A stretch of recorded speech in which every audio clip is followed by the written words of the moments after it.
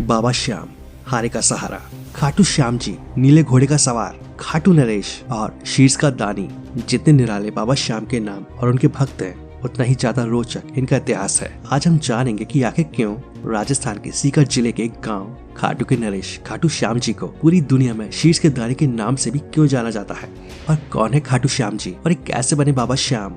इन सब के पीछे कौन सी पौराणिक कथा है, तो चलिए जानते खाटू श्याम जी की असली कहानी के बारे में। कौरव वंश के राजा दुर्योधन ने निर्दोष पांडवों को सताने और उन्हें मारने के लिए राजगृह का निर्माण कराया था, लेकिन पांडव इससे बच निकले थे और वो वनवास में रहने लगे। और एक समय जब वो वन में सो रहे थे, उस जगह के पास ही एक हिडम्ब नाम का राक्षस अपनी बहन हिडम्बी के साथ रहता था।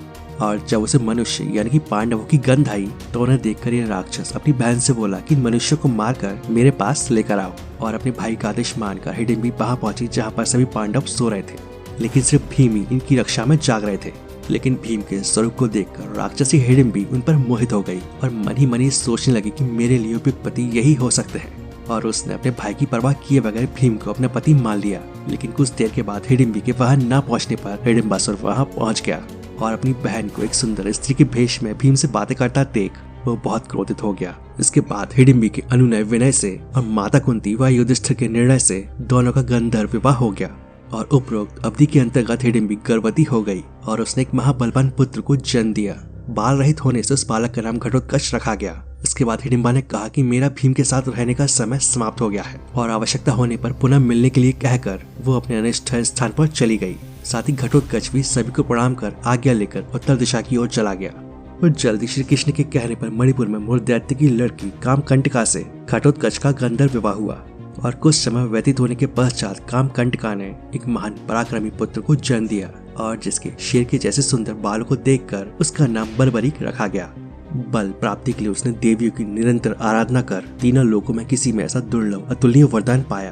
देवियों ने बर्बरीक को कुछ समय वही निवास करने के लिए कहा और कहा कि विजय नामक ब्राह्मण आएंगे, उनके संग तुम्हारा और अधिक कल्याण होगा। और आज्ञा अनुसार बर्बरीक वहाँ रहने लगे। और तब मगध देश के विजय नामक ब्राह्मण वहाँ आए और 7 शिवलिंगों की पूजा की। साथ ही विद्या की सफलता के लिए देवियों की पूजा की। ब्राह्मण को स्वप्न में आकर कहा कि सिद्ध माता के सामने आंगन में साधना करो, बर्बरीक तुम्हारी और सहायता करेगा। ब्राह्मण के आदेश से बर्बरीक ने साधना में विघ्न डालने वाले सभी राक्षसों को यमलोक भेज दिया। उन असुरों को मारने पर नागों के राजा वासुकी वहाँ आए और बर्बरीक को दान मांगने के लिए कहा। तब बर्बरीक ने विजय की निर्विघ्न तपस्या सफल हो यही वर मांगा, और ब्राह्मण की तपस्या सफल होने पर उसने बर्बरीक को युद्ध में विजयी होने का वरदान दिया। इसके बाद विजय को देवताओं ने सिद्धाश्चर्य प्रदान किया और तब से उसका नाम सिद्धासेन हो गया। कुछ काल बीत जाने के बाद कुरुक्षेत्र मैदान में कौरवों और पांडवों के बीच युद्ध की तैयारियां होने लगी।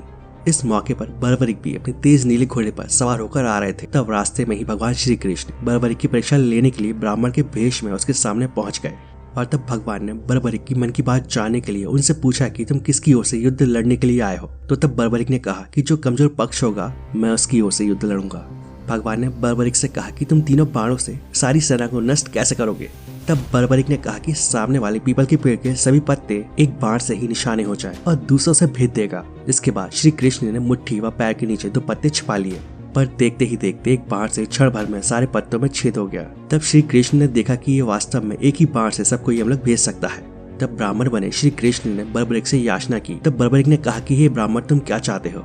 तब श्री कृष्ण ने कहा कि क्या सबूत है कि जो मैं मांगूंगा वो मुझे मिल जाएगा। तब बर्बरीक ने कहा कि जब वचन की बात आती है तो तुम प्राण भी मांगोगे तो वो भी मिल जाएंगे। तो ब्राह्मण के वेश में नटवर बोले कि मुझे तुम्हारे शीश का दान चाहिए। ये सुनकर बर्बरीक स्तब्ध रह गए और बोले मैं अपना वचन सहज पूरा करूंगा, पर सत्य कहो कि आप हो कौन।